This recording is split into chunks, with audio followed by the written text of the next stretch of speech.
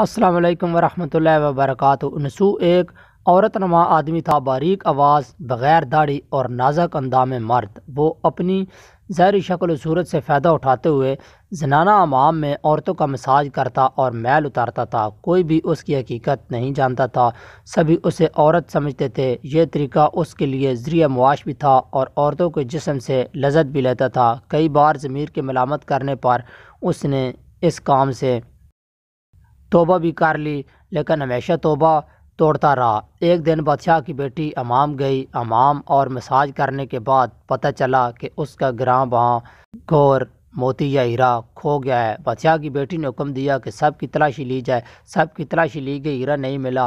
نسو رسوائی کے ڈر سے ایک جگہ چھپ گیا۔ جب اس نے دیکھا کہ شہزادی کی کنیزیں اسے ڈھونڈ رہی ہیں تو سچے دل سے خدا کو پکارا اور خدا کی بارگاہ میں دل سے توبہ کی اور وعدہ کیا کہ آئندہ کبھی بھی یہ کام نہیں کروں گا، میری لاج رکھ لے مولا۔ دعا مانگ ہی رہا تھا کہ اچانک باہر سے آواز سنائی دی کہ نسو کو چھوڑ دو، ہیرا مل گیا ہے۔ نسو نم آنکھوں سے شہزادی سے رخصت لے کر گھر آ گیا۔ نسو نے قدرت کا کرشمہ دیکھ لیا تھا اور ہمیشہ ہمیشہ کے لیے اس کام سے توبہ کر لی۔ کئی دنوں سے حمام نہ جانے پر ایک دن شہزادی نے بلاوا بھیجا کہ حمام آ کر میرا مساج کرے، لیکن نسو نے بہانہ بنایا کہ میرے ہاتھ میں درد ہے، میں مساج نہیں کر سکتا ہوں۔ نسو نے دیکھا کہ اس شہر میں رہنا اس کے لیے مناسب نہیں ہے۔ سبھی عورتیں اس کو چاہتی ہیں اور اس کے ہاتھ سے مساج لینا پسند کرتی ہیں۔ جتنا بھی غلط طریقے سے مال کمایا تھا سب غریبوں میں بانٹ دیا اور شہر سے نکل کر کئی میل دور ایک پہاڑی پر ڈیرا ڈال کر اللہ کی عبادت میں مشغول ہو گیا۔ ایک دن اس کی نظر ایک بھینس پر پڑی جو اس کے قریب گھاس چار رہی تھی۔ اس نے سوچا کہ یہ کسی چراوے سے بھاگ کر یہاں آ گئی ہے، جب تک اس کا مالک نہ آ جائے تب تک میں اس کی دیکھ بھال کر لیتا ہوں، لہٰذا اس کی دیکھ بھال کرنے لگا۔ کچھ دن بعد ایک تجارتی قافلہ راستہ بھول کر ادھر آ گیا جو سارے پیاس کی شدت سے نڈال تھے۔ انہوں نے نسو سے پانی مانگا۔ نسو نے سب کو بھینس کا دودھ پلایا اور سب کو سیراب کر دیا۔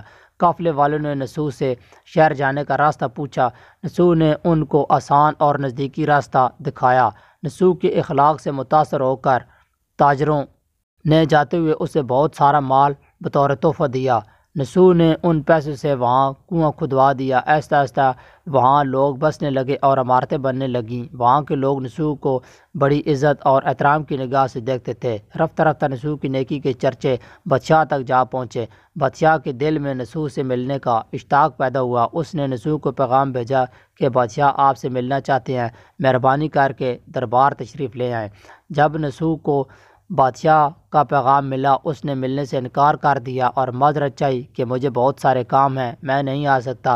بادشاہ کو بہت تعجب ہوا، مگر اس بے نیازی کو دیکھ کر ملنے کی طلب اور بڑھ گئی۔ بادشاہ نے کہا کہ اگر نسو نہیں آ سکتے تو ہم خود اس کے پاس جائیں گے۔ جب بادشاہ نسو کے علاقے میں داخل ہوا، خدا کی طرف سے ملک الموت کو حکم ہوا کہ بادشاہ کی روح قبض کر لے۔ چونکہ بادشاہ بطور عقیدت مند نسو کو ملنے آ رہا تھا اور رعایا بھی نسو کی خوبیوں کی گرویدہ تھی، اس لیے نسو کو بادشاہ کے تخت پر بٹھا دیا گیا۔ نسو نے اپنے ملک میں عدل و انصاف کا نظام قائم کیا۔ وہی شہزادی جسے عورت کا بھیس بدل کر ہاتھ لگاتے ہوئے بھی ڈرتا تھا، اس شہزادی نے نسو سے شادی کر لی۔ ایک دن نسو دربار میں بیٹھا لوگوں کی داد رسی کر رہا تھا کہ ایک شخص وارد ہوا اور کہنے لگے کہ کچھ سال پہلے میری بھینس گم ہو گئی تھی، بہت ڈھونڈا مگر نہیں ملی، برائے مہربانی میری مدد فرمائیں۔